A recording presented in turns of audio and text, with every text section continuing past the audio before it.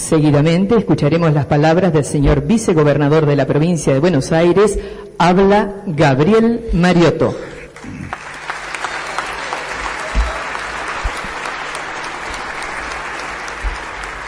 Eve, compañera, muchas gracias por la presencia de Eve en esta mañana tan fría, junto con las madres de Plaza de Mayo que están aquí.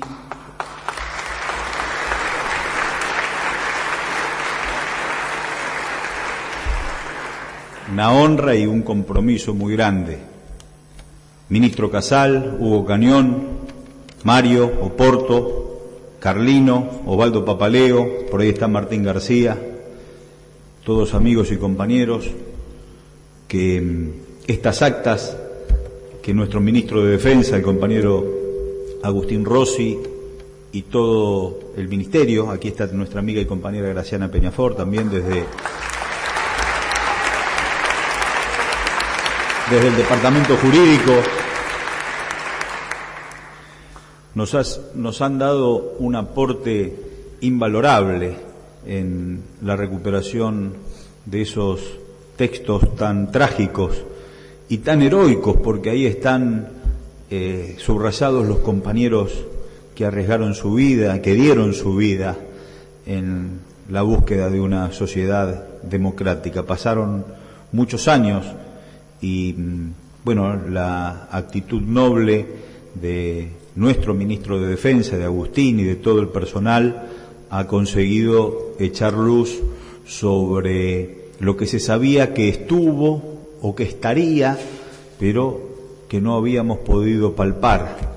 Y hoy están esos testimonios, y producto de la vocación de Luciano y los compañeros de la biblioteca que enviaron su requerimiento al Ministerio de Defensa, bueno, encontraron con la noble actitud de Agustín en poder venir a compartir con nosotros la entrega de estas actas, de momentos trágicos de la Argentina, de momentos trágicos que en distintos formatos quieren repetirse, porque el plan económico de esa dictadura militar es el que está dando vuelta por América Latina, cuando el ALCA, o cuando la Alianza del Pacífico, o cuando esos fondos buitres que amenazan una reestructuración de deuda heroica que llevó adelante el gobierno de Néstor y de Cristina. Nosotros, como gobiernos nacionales y populares, llevamos adelante un pago de deuda que no contrajimos.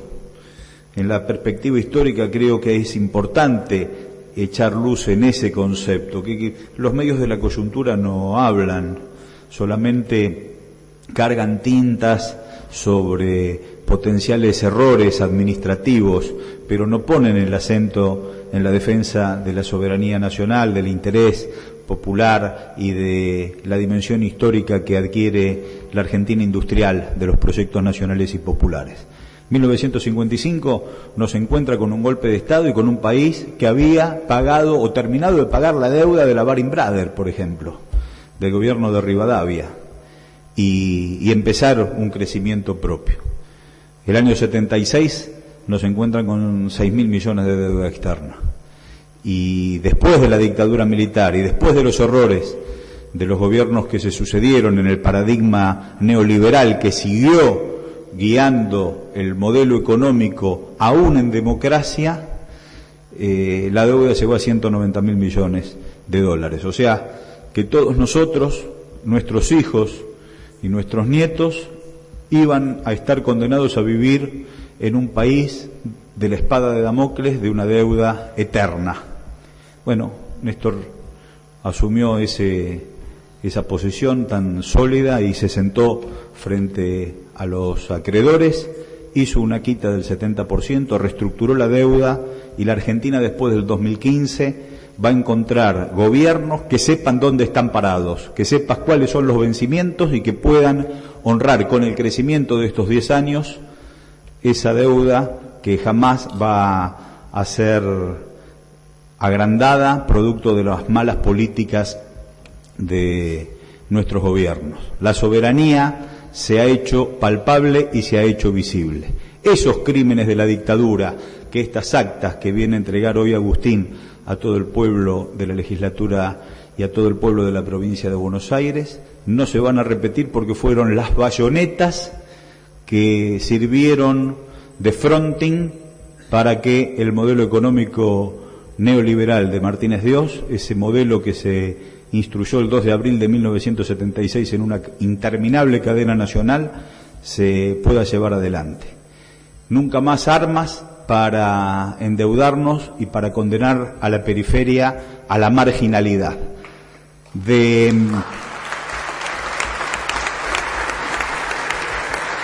las crisis terminales como de las enfermedades tan duras se sale lentamente. La recuperación es lenta pero efectiva. El desastre puede ser en un minuto, la tragedia puede estar en un minuto. Por eso, más atentos que nunca, comprometiéndonos, como planteaba el final del video, juntos tenemos patria, lo sentimos cuando estamos en la multitud, lo sentimos en la mirada y en la sensibilidad de otro ciudadano, de otro compañero, lo sentimos cuando vemos el odio, el desánimo, el descrédito que muchas veces se transmite por televisión. El otro día ganó Argentina y si subíamos el volumen nos amargábamos con lo que escuchábamos en los canales del monopolio. Si bajábamos el volumen y hacíamos interpretación de la mímica, parecía que la derrota había sido inminente, porque no podían expresar la alegría de un pueblo ni en un triunfo deportivo. Y estamos hablando no de la patria toda, sino de la patria futbolera. Les duele como propio la alegría ajena, al revés del tango dicepoliano.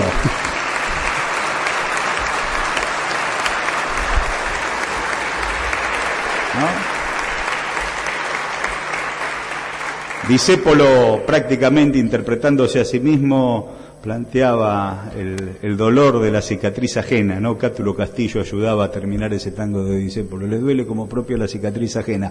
A ellos les duele la alegría de un pueblo que sienten ajeno. Por eso Néstor planteó, apenas llegó, con claridad meridiana, no dejar las convicciones y la recuperación de la autoestima. Nosotros tenemos que luchar contra quienes quieren tirarnos abajo la autoestima.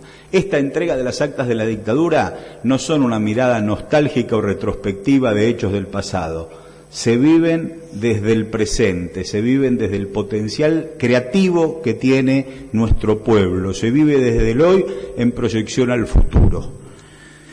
Por eso Carlino, por eso Papaleo, por eso Martín García, por eso estas madres, por eso Hugo Cañón, por eso los compañeros que hoy están aquí y tantos compañeros como el hermano del Taca y el Taca, Cristina, Cariñani, Mónica, Gervasio, Gustavo.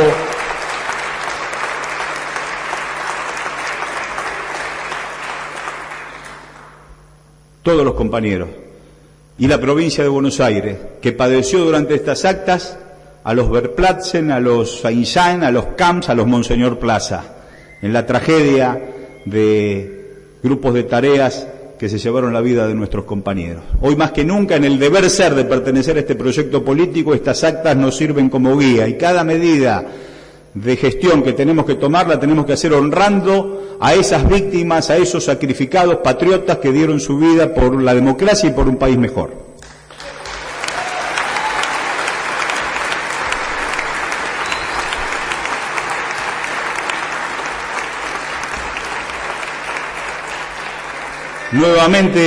Nuevamente festejando poder compartir con Eve este momento y con las madres y agradeciéndole la entrega, el trabajo, la lucha, el compromiso de Agustín en esta tarea y en otras tareas. Nuestro presidente de bloque de las leyes más trascendentes de este proyecto político, encontraron a Agustín argumentando con la solidez de un cuadro político, intelectual, lo que todos sentíamos. Él lo ponía en palabras en el momento mismo de la tensión para aerolíneas, para la ley de medios, para las leyes trascendentes, para YPF. Quedan emblemáticos. Seguramente los compañeros podrán retractar en un libro esos discursos memorables, cuando no se legisla para el pobre, cuando se omite legislar para el que menos tiene, se está haciendo la vista gorda y legislando para los que más tienen, recuperaba Agustín en uno de los discursos de Scalabrini Ortiz. Por eso hoy es un día de gloria. Está nuestro ministro de Defensa, nuestro amigo y compañero Agustín Rossi, y Eve de Bonafini, y la provincia de Buenos Aires tiene estas actas para no caer en los errores del pasado. Voy a leer, antes de darle la palabra a Eve, una nota que me envían y se la envían a Agustín. Acto de entregas de actas de la dictadura. En razón de estar convaleciente de una intervención quirúrgica, no puedo acompañarlos en este acto, sobre el cual quiero no solo manifestar mi adhesión, sino que me parece importante destacar el valor de la difusión de las actas secretas de la Junta de Comandantes de la dictadura militar, donde se ponen de relieve las violaciones a los derechos humanos realizados por connivencia de los militares y civiles que participaron del más grande genocidio nacional. Deseo también hacer extensivo mi agradecimiento por todos los que participamos de la denuncia del despojo cometido de los bienes de Papel Prensa, al compañero ministro de Defensa, doctor Agustín Rossi, quien tuvo la valentía de que las mismas tomen en estado público estos reveladores documentos. Por último, quiero reiterar mi compromiso con el proyecto nacional que encabeza nuestra presidenta, doctora Cristina Fernández de Kirchner, y ratificar mi decisión de colaborar con mi testimonio para que los propietarios de los diarios monopólicos de nuestro país sean condenados por el delito de lesa humanidad que cometieron en perjuicio del pueblo argentino. Los saluda con abrazo fraterno Lidia Papaleo de Graiber.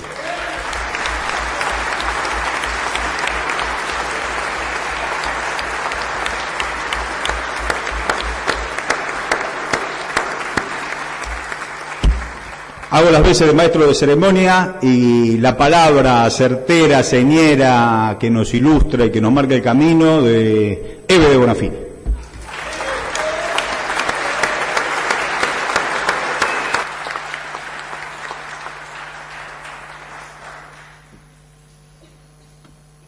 Estos son momentos bastante difíciles porque nunca hubiéramos soñado que alguien compartiera las actas. No que estuvieran porque sabíamos, pero socializarlas, como está haciendo Rossi, es único. Único. Y tenemos que tener muy en cuenta, porque no pasa, no es común cuando aparecen estas cosas que estén en manos del pueblo. En general se reservan para la justicia, para el Ministerio de Defensa, para el Ministro del Interior, pero que el pueblo la tenga en sus manos, que la pueda ver, que la pueda leer, es algo maravilloso que la verdad las madres no terminamos de agradecérselo. Y creo que no nos damos cuenta todavía lo que significa socializar las actas de la dictadura, que son tremendas, que son terribles. No es que no supiéramos, pero sí lo sabíamos. Pero otra cosa es que esté firmado por Videla, por Macera, que estén los nombres, que estén los momentos, los lugares. Y también hay que reconocer el trabajo. Graciana trabajó muchísimo también para eso, con otras compañeras y compañeros. Y me parece que eso tenemos que tenerlo siempre en cuenta. Es más fuerte tener en la mano esas actas que poner preso a un milico. Es mucho más fuerte, porque esto es parte de toda la historia. Es increíble lo que hay ahí. Así que cuando Mariotto me invitó a venir, no sabía que tenía que hablar. Hice todo el esfuerzo para estar con Elcita, mi compañera, y han venido otras madres también de acá de La Plata. Pero a mí me parece que es como una reivindicación a nuestros hijos también. Porque nunca se hubieran imaginado ellos, mientras estaban en los campos de concentración, sufriendo la tortura, los golpes, el desprecio, que algún día estos que estaban haciendo eso iban a estar en las actas, en las manos de todo el pueblo, para que cada uno lo condene desde donde pueda. La justicia está actuando, pero la condena de un pueblo entero por tener en sus manos las actas es otra cosa.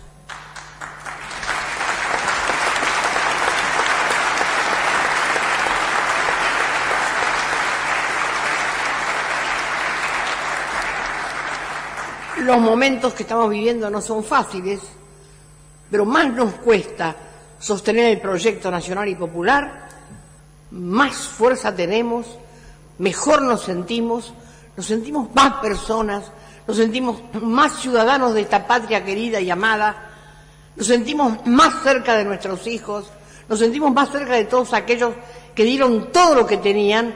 ¿Y qué es lo que tenemos que hacer nosotros ahora? Dar todo lo mejor que tenemos para seguir apoyando este proyecto nacional y popular, que es único y irrepetible. No abandonemos este proyecto. Gracias.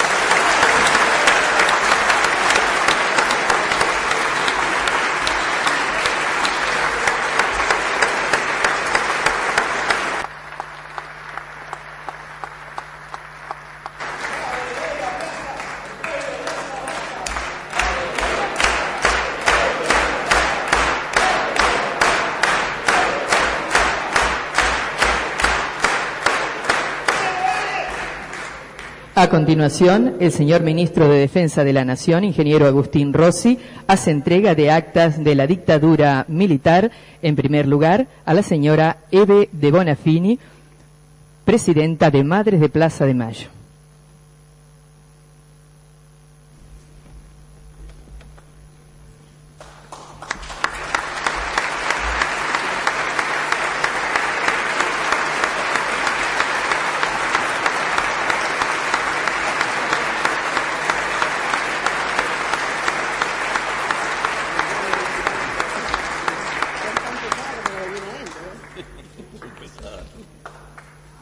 Seguidamente, el señor Ministro de Defensa de la Nación, el ingeniero Agustín Rossi, hace entrega de otra réplica de las actas de la dictadura militar, en este caso al señor Alfredo Carlino.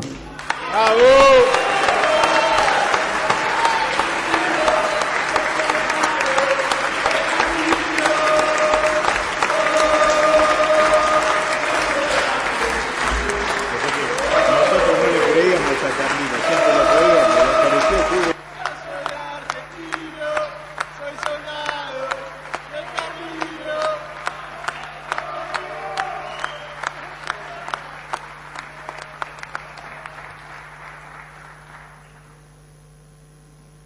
Seguidamente, el señor Ministro de Defensa de la Nación, ingeniero Agustín Rossi, hace entrega de actas de la dictadura militar a la Biblioteca de la Legislatura de la Provincia de Buenos Aires. Recibe el señor Vicegobernador Gabriel Mariotto.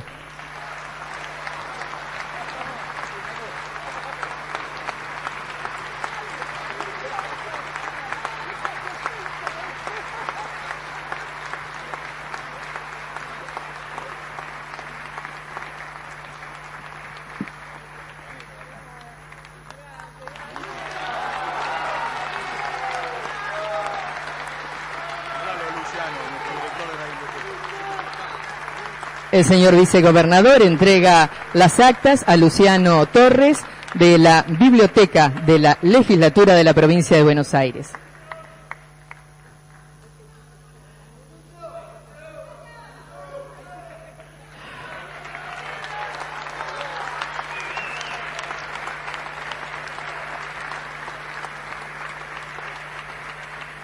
Para dar por finalizado este acto, escucharemos las palabras del Ministro de Defensa de la Nación. Habla el ingeniero Agustín Rossi.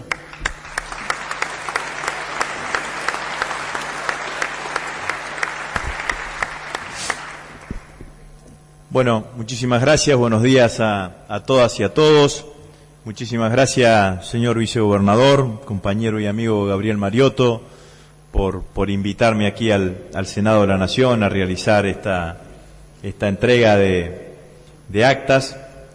Muchísimas gracias, Eve, por estar acompañándonos y por todo lo que significa la lucha de todos estos años por la vigencia de los derechos humanos en la Argentina. Siempre estaremos reconocidos enormemente a esa lucha que que Eve, entre otras, encabezó con tanta dignidad y con tanto coraje durante todos estos años. Muchísimas gracias a los señores senadores, señor diputado nacional, amigo Mario Porto, señor ministro de Justicia del Gobierno de la Provincia de Buenos Aires, amigo Hugo Cañón, bueno, a todas y las madres, las abuelas, todos los que están hoy acompañándonos en este momento. Voy a contar sintéticamente cómo nos encontramos con las actas y con esta documentación y algunas de las cuestiones que a mí me parecen más relevantes de la documentación, digamos, ¿no? Que tiene mi mirada, obviamente, pero el relato del encuentro es importante porque la historia comienza así, el 31 de octubre del año pasado. Yo estaba en mi despacho a la tarde con una audiencia y me llama por teléfono el jefe del Estado Mayor de la Fuerza Aérea Argentina, brigadier Mario Callejo, que me dice que en el segundo subsuelo del edificio Cóndor se había encontrado una documentación que era documentación sensible, digamos, ¿no?, que pertenecía a la época entre el 24 de marzo del 76 y el 10 de diciembre del 83. Bueno, en ese momento yo tomo la decisión y un grupo de funcionarios encabezado por la directora nacional de Derechos Humanos del Ministerio, Estela Segado, entre los cuales estaba Graciana, nuestra directora también de Asuntos Jurídicos del Ministerio, y otro grupo de funcionarios, se acercaron al lugar, ahí en el subsuelo del edificio Cóndor, y en una baulera, en un procedimiento de desratización, de limpieza que se estaba haciendo ahí en el segundo subsuelo, en una de las bauleras había una cantidad de documentación que estaba distribuida en armarios que se podían abrir fácilmente, digamos, ¿no?, en una estantería de 2 metros de alto por 3 metros de largo y en 2 cajas fuertes. Con toda la expectativa, digamos, ¿no?, y la ansiedad y la tensión de lo que significaba ver qué era lo que había allí, lo primero que hicimos fue tomar la decisión de trasladar esa documentación, porque no se podía, era un lugar muy chico como para trabajar, como para ocultar la misma, y además la documentación que estaba en contacto con el medio ambiente del lugar era documentación que se iba deteriorando, digamos, ¿no?, por todo lo que tenía. Así que trasladamos toda la documentación al edificio, a otro edificio de la Fuerza Aérea, que es el edificio Alas. Allí en un departamento o en 2 departamentos fuimos ubicando toda la documentación, y cuando nos tocó llegar a las cajas fuertes, las 2 cajas fuertes obviamente no teníamos la combinación ni la llave, hubo que abrirla con moladora, y en esas cajas fuertes estaban prolijamente encuadernadas en 6 biblioratos y encuadrado con folios en cada uno de ellos estaban las 280 actas que reflejan las 280 reuniones que celebró la Junta Militar entre el 24 de marzo del 76 y el 10 de diciembre del 83. Las actas estaban escritas en las viejas máquinas eléctricas, en un papel con un gramaje superior, con un grosor superior al habitual. Las tenían en sus primeros, sus firmas, las firmas de quienes eran los comandantes en jefe en ese momento. De hecho, el acta número 1 tiene la firma original de Videla, Macera y Agoste. La verdad que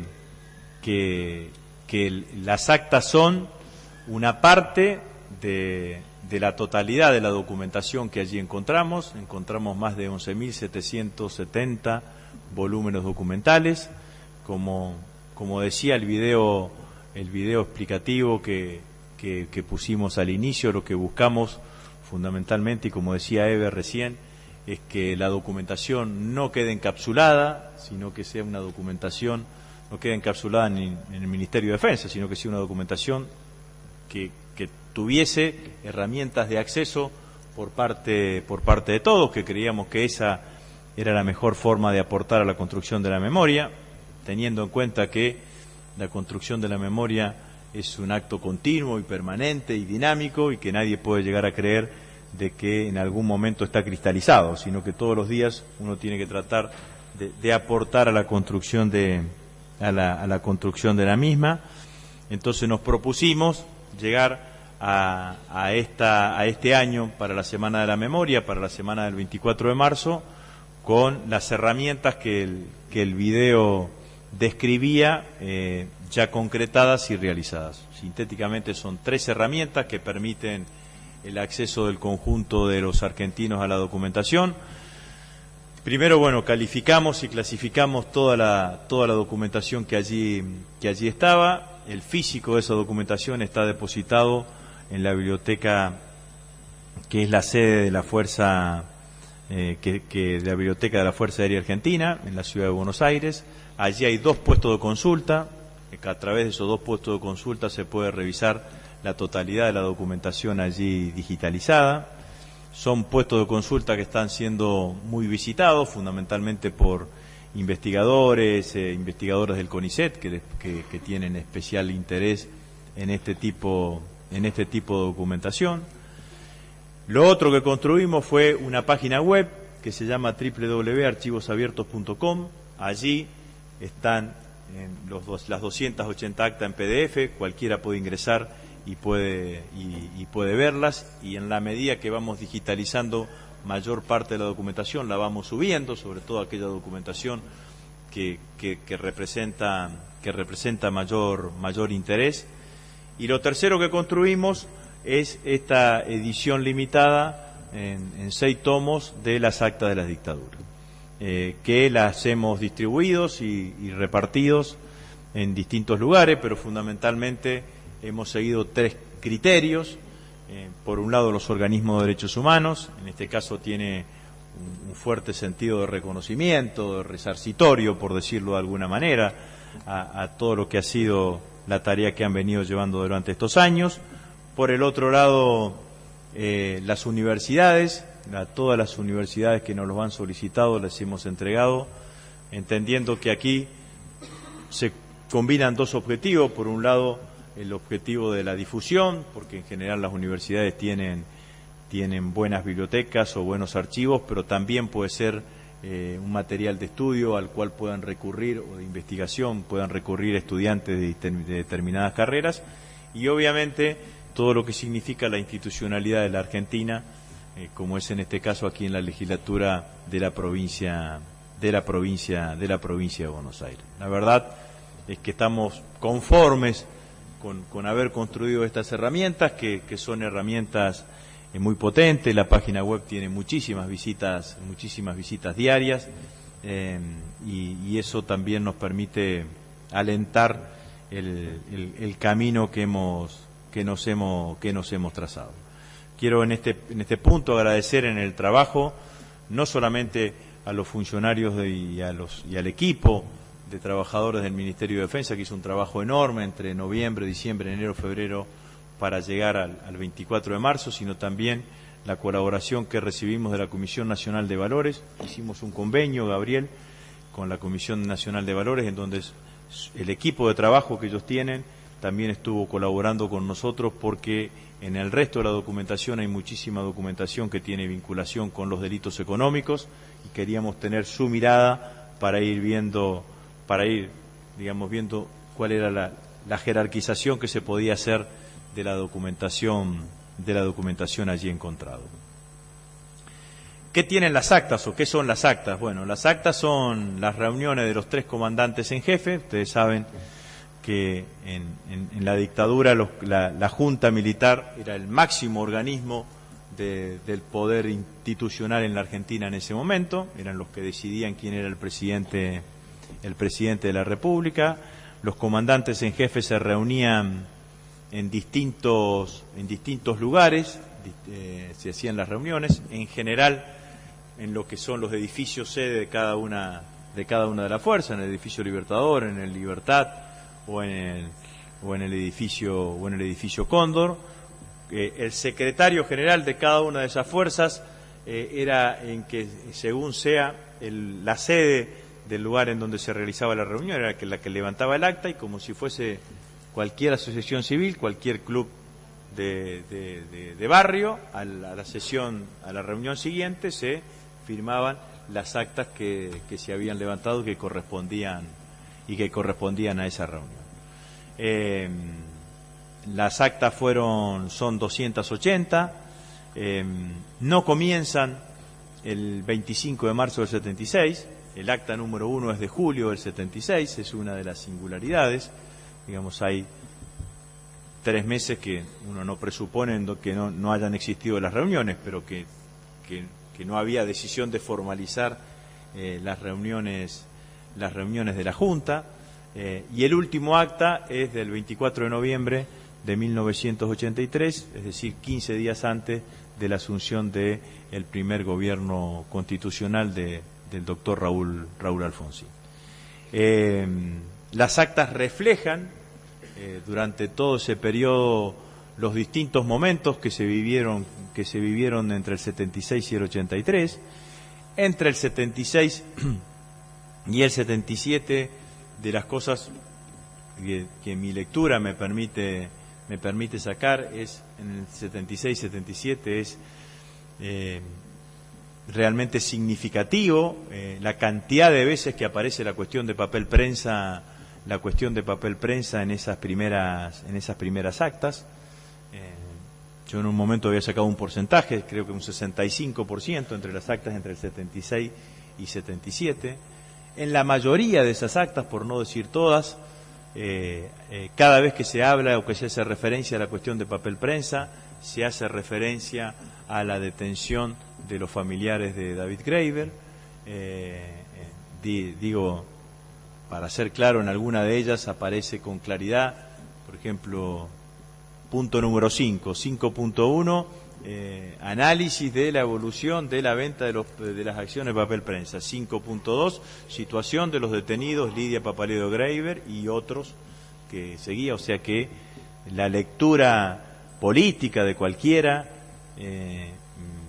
muestra con claridad que para la dictadura era una única cosa, la detención de la familia Graeber con la venta de las acciones de papel prensa, estaban indisolublemente unidas.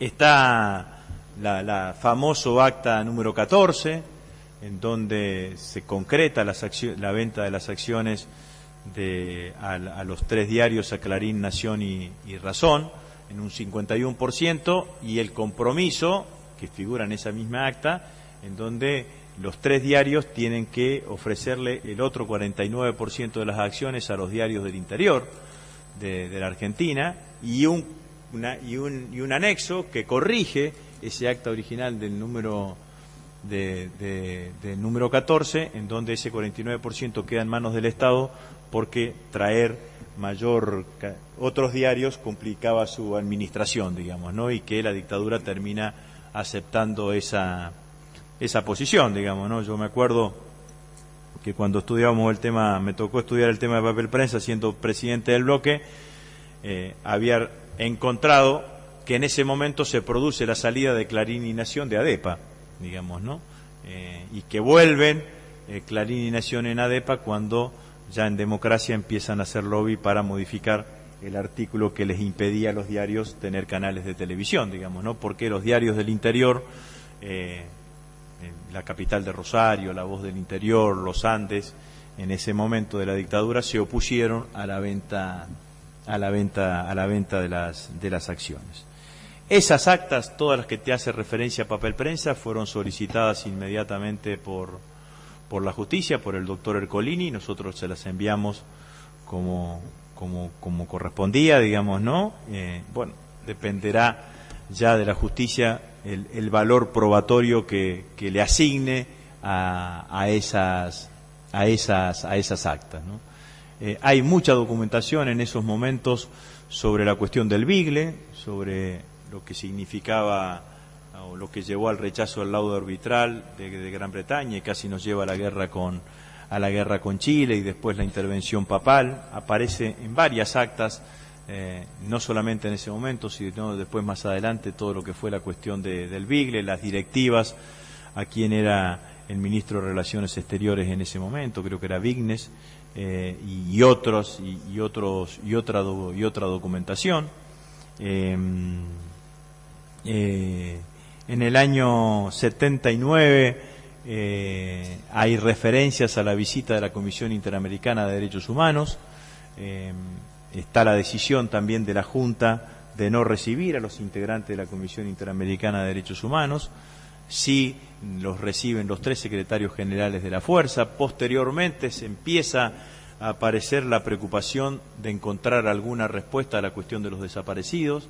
Entonces hay hay 2 actas significativas. En una donde deciden dejar de utilizar el término desaparecido y cambiarlo por persona con paradero desconocido, y en otra en donde le piden un dictamen a la CAL, la Comisión de Asesoramiento Legislativo, para crear la figura de ciudadano con presunción de fallecimiento. Eso aparece ahí, también empiezan a aparecer ahí algunas opiniones distintas entre las distintas fuerzas. No hay referencias taxativas sobre el periodo de la Guerra de Malvinas, ni referencias a la decisión previa de recuperar las Malvinas.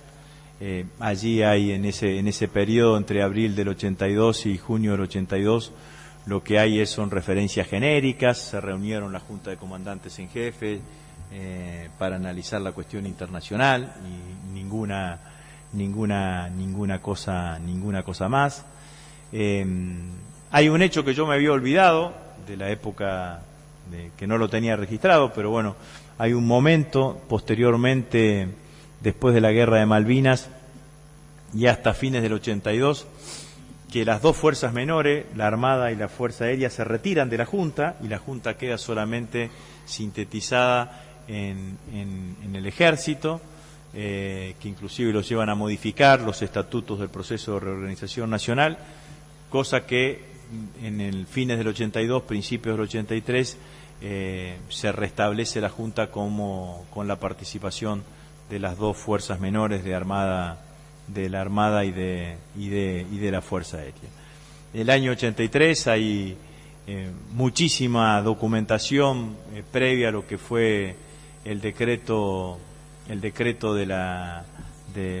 ley de autoamnistía, que es el primer decreto que deroga el doctor Alfonsín. Las 2 diferentes miradas, fuerzas que planteaban un decreto más abarcativo, otros más sesgado, pero fundamentalmente en ese último periodo, en el 83, hay muchísimas reuniones de la Junta con cuestiones que tenían que ver con el gobierno, fundamentalmente con el accionar del gobierno, hasta como dije anteriormente, el 24 de noviembre del 83, en donde se celebra la última reunión de la Junta Militar y se disuelve la Junta Militar 15 días antes de la asunción del doctor Alfonsín.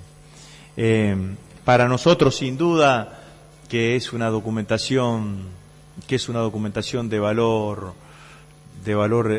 histórico enorme. Saben ustedes que además hay una corriente historiográfica liberal en la Argentina que dice que la historia solamente se debe contar a partir de los documentos oficiales. Este es un documento oficial, o sea que no se pueden escapar, digamos, tienen que pasar.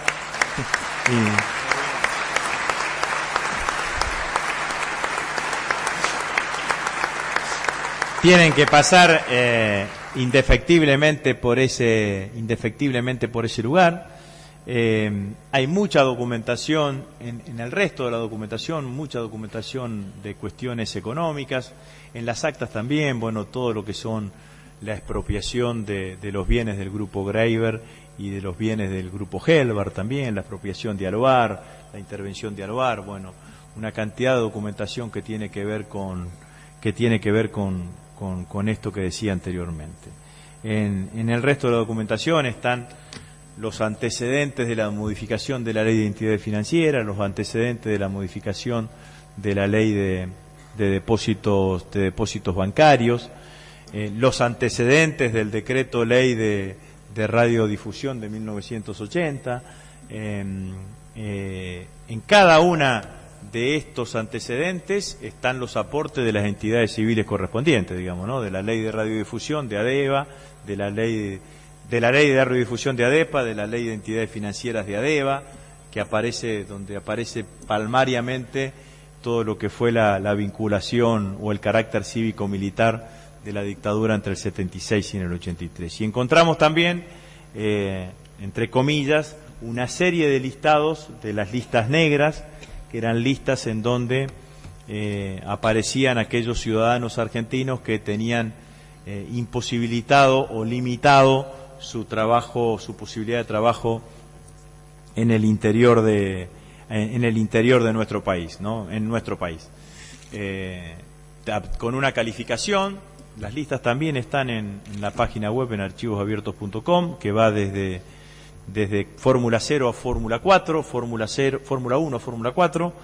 Fórmula 1 era sin ningún nivel de peligrosidad y Fórmula 4 era con alto nivel de peligrosidad. La peligrosidad estaba medida en función de la relación que existía entre ese ciudadano y la ideología marxista-leninista. Estaban desde Alfredo Alcón, Norma Leandro, Mercedes Sosa, hasta algunas cosas singulares, digamos, ¿no? Por decirlo, o brutalmente irónicas, para decirlo con claridad, digamos, ¿no? Figura hasta el año, porque nosotros hay 4 series, digamos, ¿no? 79, 80, 81, 82.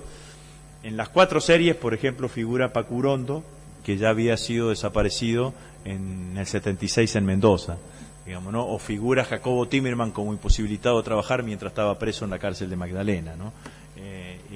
Eso aparece ahí con muchísima claridad.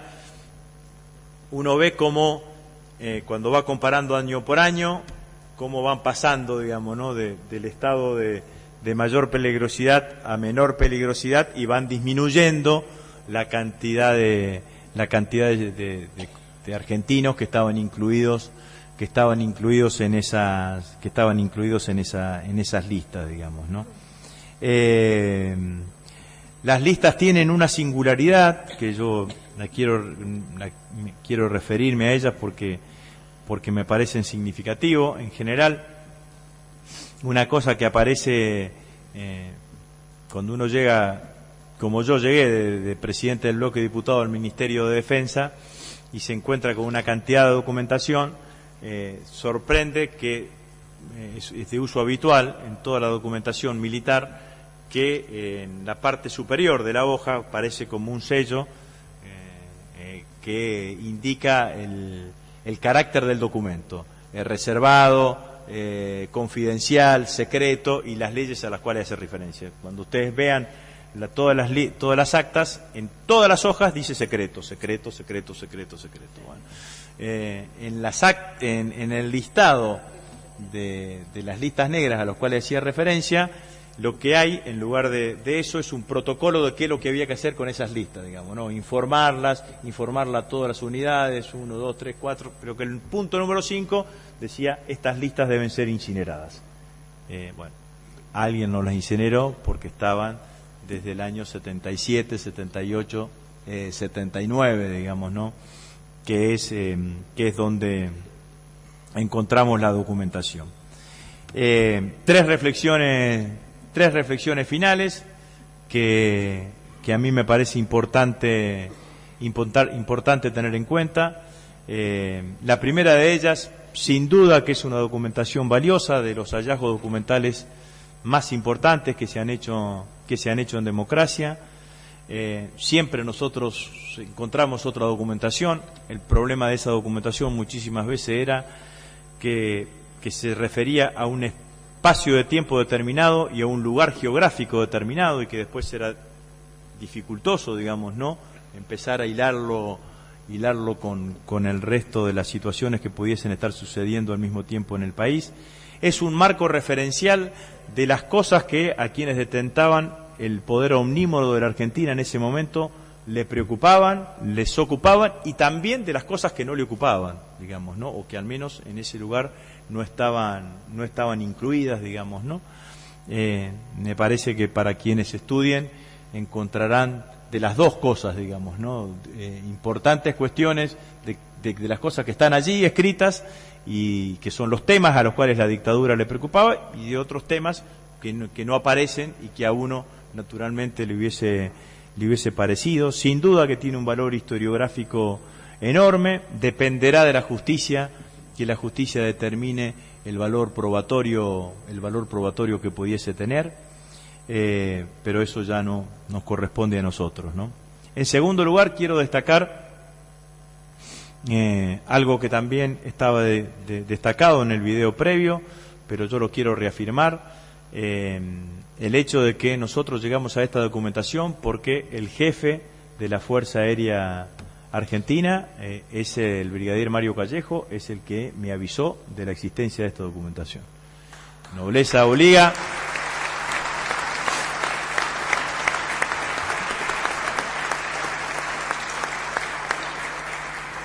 Nobleza obliga, nosotros no estábamos detrás de una pista, ni estábamos siguiendo un llamado anónimo, ni teníamos una denuncia anónima, y menos aún una requisitoria judicial, digamos, ¿no? Yo suelo decir que el jefe de la Fuerza Aérea ni siquiera tenía la obligación de mentirme. Con no informarme, nosotros no llegábamos con esta documentación, al menos en este momento, y eso a mí me hace pensar que estamos en presencia de Fuerzas Armadas que están más pensando en el futuro que con anclajes en el pasado, digamos, ¿no? Y el tercer elemento es que nosotros encontramos toda esta documentación, que es documentación producida hace 35, 36, 37 años. Y que eso, indudablemente, si pudimos encontrar toda esta documentación, en general, en muy buen estado, producida hace casi 35, 36, 37 años, como no retroalimentar la esperanza, retroalimentar la expectativa de encontrar lo que todavía falta.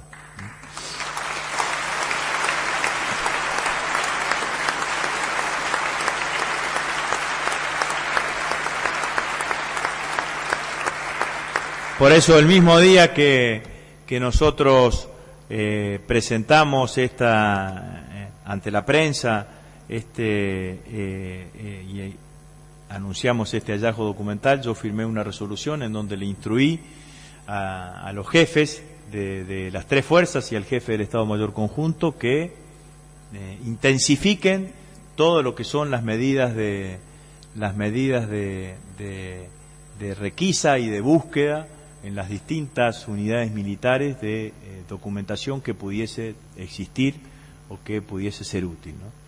De hecho hemos encontrado más documentación que nos han ido entregando, quizás no de tanta relevancia como la que acabamos de decir, de estar comentando recién, pero hemos encontrado en Campo de Mayo los 7.000 legajos de quienes estuvieron detenidos en la cárcel militar de Magdalena, entre ellos los legajos de Julio César Urien, de Jacobo Timerman, de Jorge Tayana Padre, que se los entregamos a Julio César se lo entregamos a él, a Jacobo, el de Jacobo a su hijo, y el de Jorge Tayana también a su hijo. Son hechos reparatorios, por decirlo de alguna manera. Encontramos más documentación